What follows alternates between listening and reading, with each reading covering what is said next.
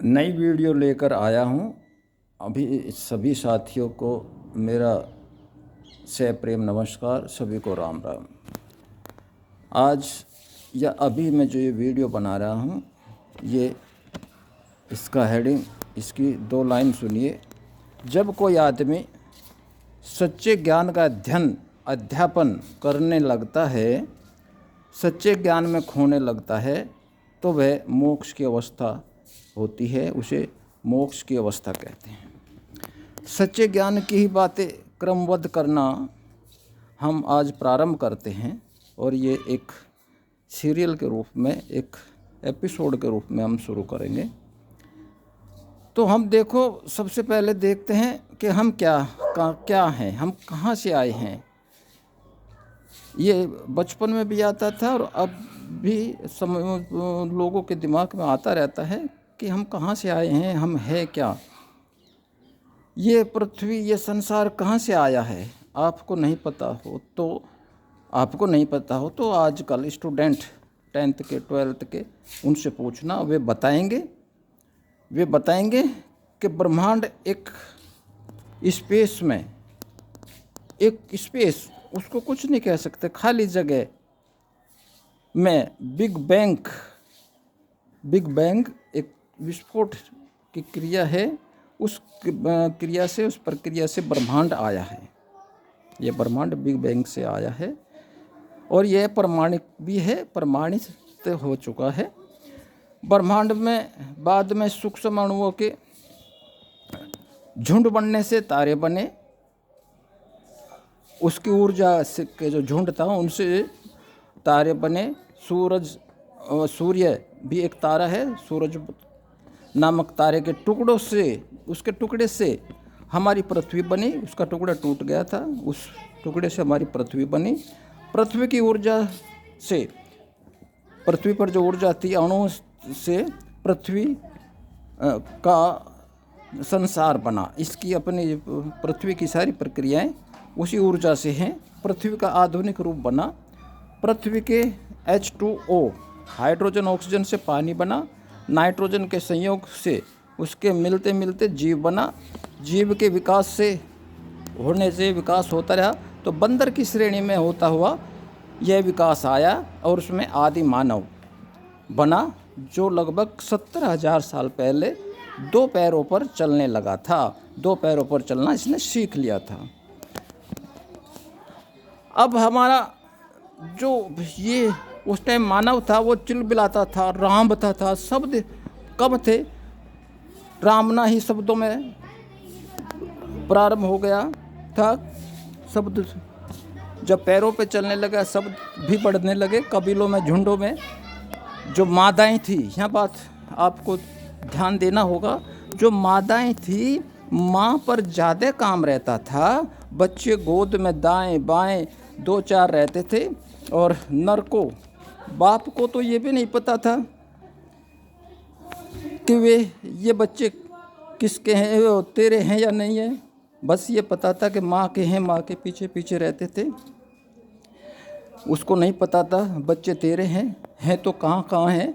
अतः माँ पर भोजन का भार रहता था, वो उनका पेट भरती थी। तो माँ ने प्रथम रूप से गुठलियाँ और बीजों को उगते हुए देखा था। फिर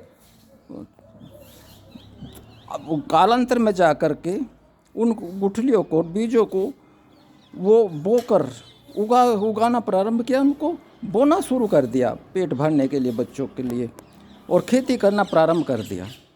और ये प्रमाण है, ये कहते हैं, जिस कबीले में, जिस झुंड में ये काम हुआ था, जिन औरतों ने, उस कबीले की औरतों ने शुरू किया था, उस कबीले को अन्य जो हमारी पृथ्वी के दूसरी जगह पर, दूसरे छोर के या दाएं बाएं के जो कबीले थे, वो इस कबीले को, जिनकी मादाओं ने ये खेती करना शुरू कर दिया था, उस कबीले को जाट कहना शुरू किया था। जाट संबोधन करने लगे थे, क्योंकि जाट का संधि विच्छेद ही होता है, जो आज भी प्रमाण है।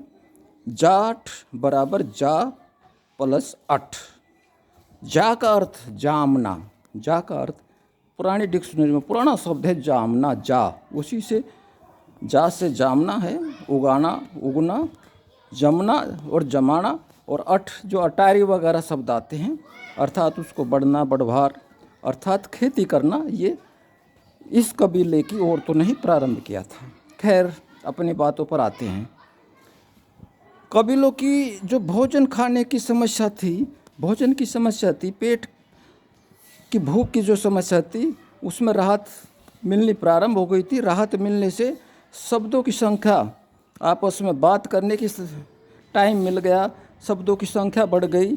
संख्या बढ़ने से वो अपने आप को, संसार को जानने की बात करने लगे। भाई हम कहाँ से आए, हम कहाँ से आए, वही शब्द, वही अर्थ, वही सवाल उसी टाइम था। ये संसार कहाँ से आया, और सभ्यता बन गई थी। विभिन्न सभ्यताओं में भगवान का एक गॉड का उच्चारण होने लगा था। ये धारणा, भगवान गॉड धारणा आ चुकी थी सभी सभ्यताओं का। फिर बाद में निष्कर्ष निकला, उनका निष्कर्ष एक हो चुका था। इसकी उस जो निष्कर्ष हुआ था उसका नाम था सनातन। सनातन जो शुरू से आई, और